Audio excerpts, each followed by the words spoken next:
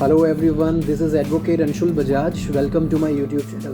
देखिए, आज के इस वीडियो में हम बात करेंगे कि बेस्ट एविडेंस किसे कहा जाता है। देखिए, कोई भी मैटर, कोई भी केस कितना मजबूत है, कितना स्ट्रॉन्ग है, वो डिपेंड करता है कि क्या उसमें सबूत लगे हैं, कितने स्ट्रॉन्ग उसके अंदर एविडेंसेस लगे हैं। देखिए, इंडियन एविडेंस एक्ट हमें बताता है कि एविडेंस जो है वो दो तरह के होते हैं, ओरल एविडेंस और डॉक्यूमेंट्री एविडेंस। देखिए, ओरल एविडेंस के लिए अगर मैं बात करूं कि ओरल एविडेंस का मतलब क्या है, कि जो वर्बल एविडेंसेस कोर्ट के अंदर जाके गवाही दी जा रही है। फॉर एग्जांपल, मिस्टर ए ने रात को एक मर्डर होते देखा, उन्होंने जाकर पुलिस में कंप्लेंट कर दी और कोर्ट में जाकर भी उन्होंने अपना गवाही दे दी।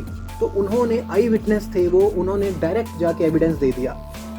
ओरल एविडेंस के अंदर पहली फॉर्म है जो बेस्ट एविडेंस के अंदर, जो बेस्ट एविडेंस माना जाता है, जो आई विटनेस, जिसने देखी वारदात और जाके उसने गवाही दे दी, आई विटनेस ने, तो वो best evidence in the eyes of law माना जाता है। पहला एविडेंस मैंने ओरल एविडेंस में आपको बताया, बेस्ट एविडेंस। सेकेंडली अगर मैं बात करूं डॉक्यूमेंट्री एविडेंस, देखिए डॉक्यूमेंट्री एविडेंसेस के अंदर अगर मैं बात करूं, तीन तरह के एविडेंस के में रिटर्न कोई अगर है, रिटर्न डॉक्यूमेंट है, कोई कॉन्ट्रैक्ट है ओरिजिनल, फर्स्ट थिंग वो। सेकेंडली कोई फोटोग्राफ्स हैं, अगर जैसे मैं मर्डर की बात कर रहा था कि इंसिडेंट के अंदर कुछ फोटोग्राफ्स क्लिक की गई हैं, सेकेंड थिंग वो। थर्ड है कुछ रिकॉर्डिंग की गई है, वहाँ पर वीडियो रिकॉर्डिंग की गई है, कुछ वॉइस रिकॉर्डिंग की गई है। तो एग्जैक्ट उसी फॉर्म के अंदर प्राइमरी जो फोटोज खींची गई हैं मोबाइल से, वो एविडेंसेस भी जो हैं best evidence in the eyes of law माने जाते हैं। तो कोर्ट जो है सबसे पहले देखता है कि जो बेस्ट एविडेंस है, जो फर्स्ट प्राइमरी एविडेंस है, उसको कोर्ट देखते हैं। उसके हिसाब से अगर वो एविडेंस, बेस्ट एविडेंसेस अवेलेबल नहीं है, तो आगे कोर्ट जो है सेकेंडरी एविडेंस के अंदर लीड करते हैं। फॉर एग्जाम्पल, अगर मैं मर्डर केस की, मैंने आपको ही बताया कि अगर किसी ने वारदात देखा कि मर्डर केस का, अब वो उन्होंने कोर्ट में जाके गवाही नहीं दी, उन्होंने किसी और पर्सन को, पर्सन एक्स को जाके बात बता दी, और मिस्टर एक्स ने क्या किया, वो जाकर कोर्ट में जाकर कह दिया कि उन्हें ऐसी ऐसी बात पता लगी। तो that comes under the definition of hearsay evidence. तो वो बेस्ट एविडेंस नहीं है, वो हियरसे एविडेंस है कि किसी ने एक दूसरे को बात बताई और उन्होंने जाकर गवाही दे दी, तो उसको बेस्ट एविडेंस नहीं माना जाता।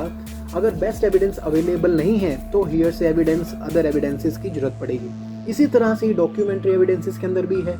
अगर कोई ओरिजिनल कॉन्ट्रैक्ट की कॉपी मेरे पास अवेलेबल नहीं है, तो उसकी फोटो कॉपीज मैं लेकर जा रहा हूँ, that comes under the definition of secondary evidence. जो सेकेंडरी एविडेंस जो है कोर्ट उसको मानता है। एग्जाम्पल के तौर पर अगर मैं आप कहना चाहूँगा, फॉर एग्जाम्पल, मैंने अगर कोई प्रॉपर्टी परचेज की है और उस प्रॉपर्टी के अंदर मैंने कुछ एक्स बैंक से लोन भी लिया है, तो आपने ऐसा देखा होगा कि जब आप बैंक से लोन लेते हैं तो उस प्रॉपर्टी के जो कागजात हैं, ओरिजिनल कागजात हैं, बैंक अपने पास रखता है। तो ओरिजिनल बेस्ट एविडेंस जो है वो ओरिजिनल कागजात हैं, और जो उसकी फोटोकॉपी जो मेरे पास है वो सेकेंडरी एविडेंस मानी जाती है। अगर किसी भी केस के अंदर बेस्ट एविडेंस अवेलेबल नहीं है तो सेकेंडरी एविडेंस को लीड किया जाता है।